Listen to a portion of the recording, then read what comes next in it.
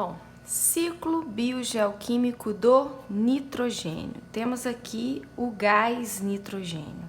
Antes de eu começar a falar do ciclo, eu queria falar um pouquinho sobre esse gás. Ele é o gás em maior concentração na atmosfera, 78% da nossa atmosfera é formada por esse gás. No entanto, ele é um gás inerte. Todo o gás nitrogênio que a gente absorve pela inspiração, você libera pela expiração. Por quê? Porque ele é um gás que não reage, as nossas hemácias não conseguem absorver esse gás. A gente precisa dele? Precisa. Esse nitrogênio aqui, ele entra na composição de duas moléculas orgânicas importantes do nosso corpo, que são os ácidos nucleicos, DNA e RNA.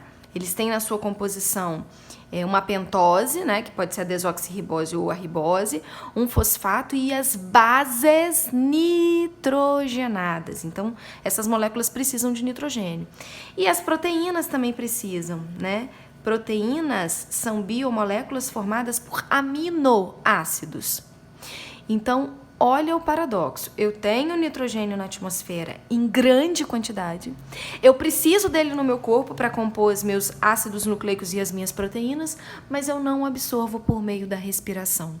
Eu vou ver que esse nitrogênio tão necessário e tão abundante na atmosfera, eu absorvo pela alimentação. Vamos entender como isso acontece? Então vamos lá, ó. Esse nitrogênio atmosférico, esse gás tão inerte que eu falei para vocês, ele é absorvido por um grupo de bactérias, que são as bactérias fixadoras de nitrogênio, certo? Essas bactérias, sim, elas conseguem absorver o nitrogênio atmosférico e converter em amônia, em gás amoníaco, certo? Essa amônia ela vai sofrer então uma outra transformação, que é a nitrificação, até ela ser transformada em nitrato. Esse processo de nitrificação ele acontece em duas etapas. A primeira etapa converte o gás amoníaco ou amônia em nitrito, num processo chamado nitrosação. Quem faz esse processo é um segundo grupo de bactérias chamadas de nitrossomas. E a segunda etapa da nitrificação é a conversão de nitrito em nitrato, processo chamado nitração e realizada por um terceiro grupo de bactérias, que são as bactérias do gênero Nitrobacter. Então eu tenho aqui as bactérias fixadoras de nitrogênio, as nitrossomas e as Nitrobacter, certo? Esse nitrato ele já está presente no solo, então esses eventos, né, de fixação e de nitrificação pegam o nitrogênio atmosférico e jogam ele para o solo na forma de nitrato. Esse nitrato é um dos principais adubos do solo, um dos principais fertilizantes de planta, então as raízes das plantas absorvem esse nitrogênio na forma de nitrato. Daí, ou esses vegetais eles morrem, entram em decomposição, ou eles servem de alimento para os animais, né, que vão eliminar esse nitrogênio por meio das suas excretas, seja ela amônia, ureia ou ácido úrico, certo? Parte desse nitrogênio volta para o ciclo, né, na forma de amônia aqui, para sofrer a nitrificação. Então, essa amônia aqui, ela pode vir de dois processos, ela pode ser oriunda ou da fixação ou da excreção de animais, certo?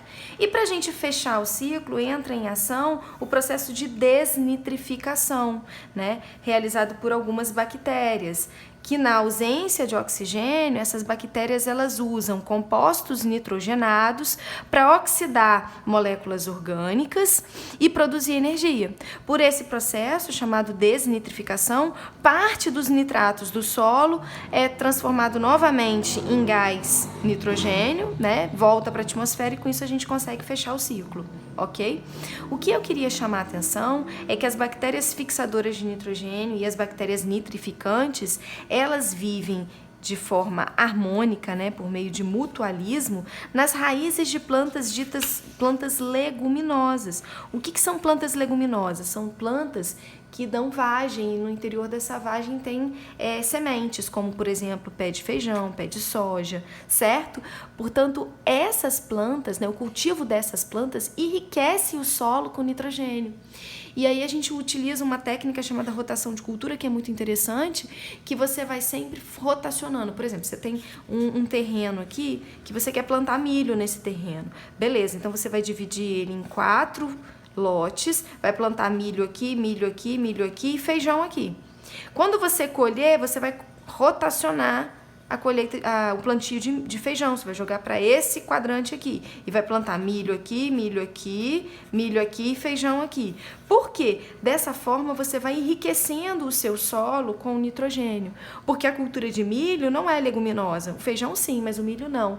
Então ele vai depurando o solo em nitrogênio. E para você evitar essa perda da fertilidade do solo em nitrogênio, você então rotaciona a cultura de leguminosa, certo?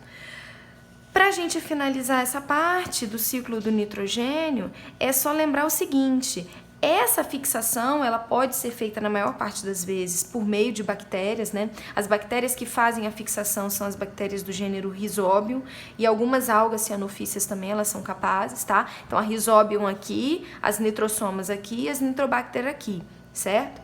Mas essa fixação também pode ser feita de forma abiótica, né? Sem ação de seres vivos, por meio do vulcanismo ou descargas elétricas. Já ouviu falar que ano de muito relâmpago é ano bom para colheita, ano bom para agricultura?